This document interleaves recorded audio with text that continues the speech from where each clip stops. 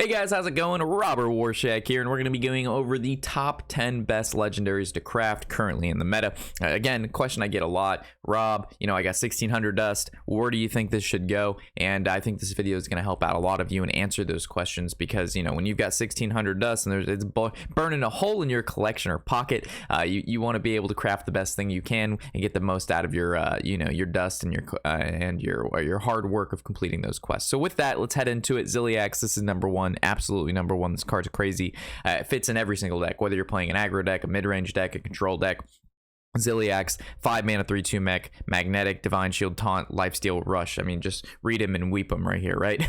And if you don't have the card, I'm sure you've seen it. The ability for it to basically magnetize into another mech is one of the key parts of this card. So throwing it on any other mech and just attacking with it, whether you're making the trade and it's got the divine shield so it lives, or you're just going face. I mean, the card's incredible. And like I said, you'll see a lot of neutral cards that we're gonna recommend first, and that's because they first of all fit in any deck, and if they don't fit in any deck, they're part of the classic set, which means they never rotate out, and if they do, you're gonna get a full dust refund anyway. So I'm trying to make this as safe for you guys as possible, and the cards that I'm recommending fit into as many decks as possible. So that's my outlook there. So SnipSnap number 2, this should have been a free legendary for those of you who logged in during the Rise of the Mech time, but as I've learned when I made my budget-based videos, a lot of you guys don't have SnipSnap, which kind of made me feel bad because I'm like, everybody should have it, and then you guys told me you don't have it because you didn't log on during that time, and then I was like, shit.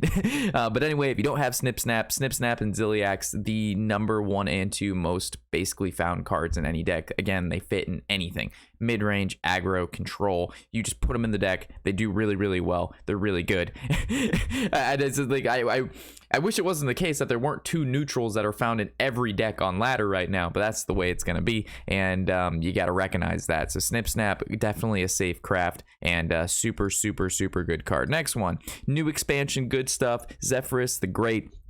This guy's crazy. If you've played a Highlander deck or a singleton deck, which means there's, again, no duplicates of any other card in your deck, you've seen this guy along with the guy coming after this one, but he's just super good. The ability to basically get the perfect card in the situation. For those of you who aren't familiar with that, basically, when you play this guy, whatever situation you're in, it's going to let you pick one of 3 cards, discover mechanic, and you just pick whatever the best is out of there, and they're all going to be really, really, really good. I recommend watching our Dragon Paladin Highlander video, which has this guy in there, and it's a super fun time, super good deck. So Zephir the Great, if you like singleton decks, this is a need to have. And the good thing about this guy is he can fit into all of the classes. Again, he's a neutral card, so no matter what kind of Highlander deck you're going to play, this is a key element to that. He's again, the guy's amazing. He's probably the top new card.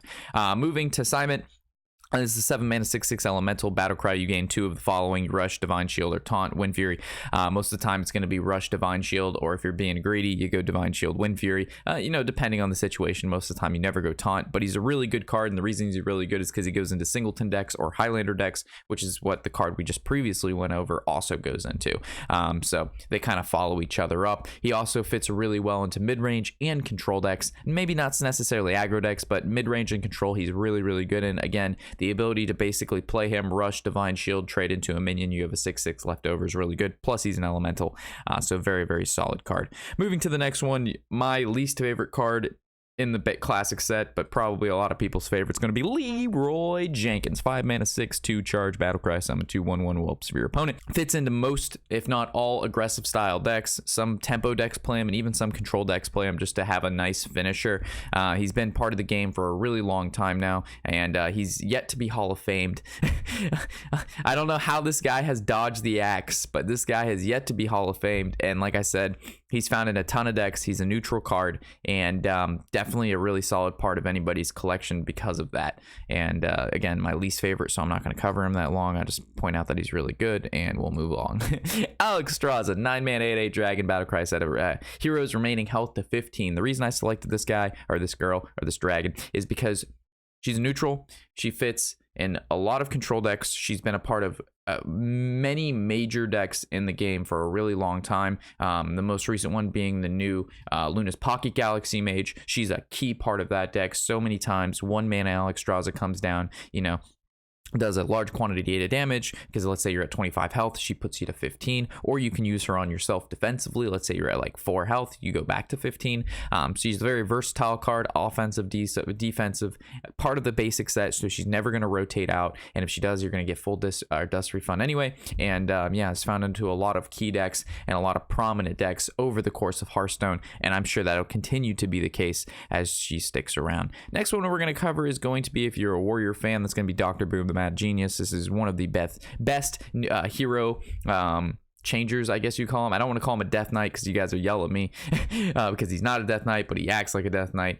Basically, for the rest of the game, all the mechs you play have rush, and then he gives you new hero powers, and they're normally just really, really good, and you can find a use for them in any situation. He's a core staple in every Warrior deck. I'm well aware that he's going to be nerfed to 9 mana. Even at 9 mana, this guy's insane. If you love playing Warrior, whether or not this guy's at 7 or 9 mana and you're playing against another control deck, the 2 turns don't matter. It only matters if you're playing against, you know, more aggressive style decks where having rush minions really help, but he's still going to be found in the deck. Like, he's too good not to play. 9 mana is what he probably should have been from the start.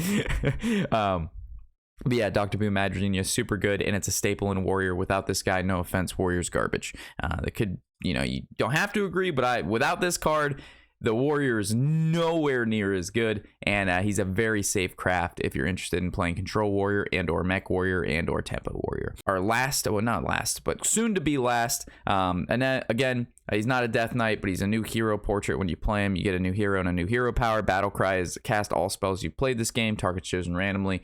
Most of the time with Hunter spells, you're targeting, like, it randomly targets your opponent and or just summons a minion for you. So he's a very safe guy to play. It's not like you play this guy and he's just going to kill you sometimes, like Yogbox or other cards previously that have casted a bunch of random shit.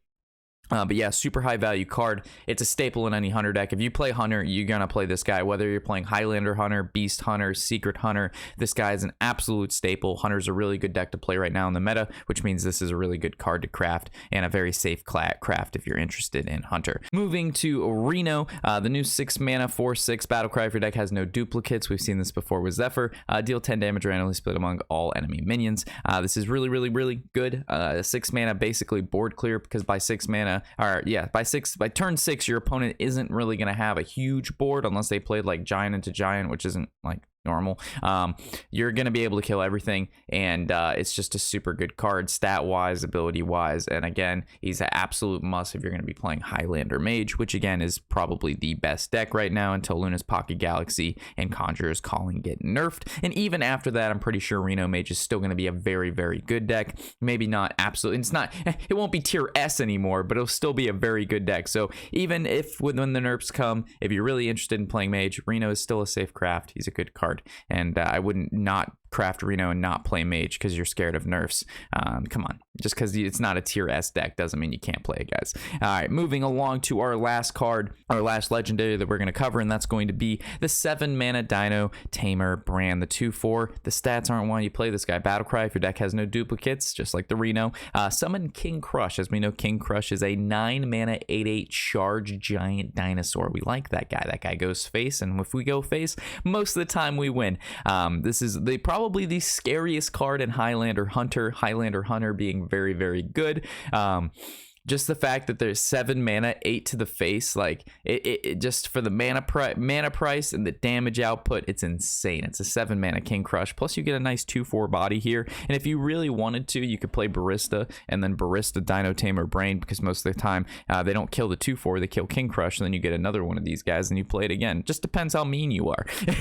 But a super safe craft if you're interested in Hunter. Super good card. And with that wraps up what I think are currently the top 10 best legendary cards to craft and the current meta. If anything changes significantly, I'll go ahead and maybe update this video or put a little tag in the comment section below or a pin just noting maybe like if any of these cards stops seeing play, I'll add something else and just tell you to not worry about that part. But with that, hopefully you guys agree, and if you don't, just leave a comment of a legendary or a card that you think deserves a spot that I didn't give. And with that, thanks for watching. Hopefully this helped guide you in the direction of what to craft if you're interested in said cards and or decks. And with that, thanks for watching. I'm Robert Warshak, and happy whatever the hell day it is.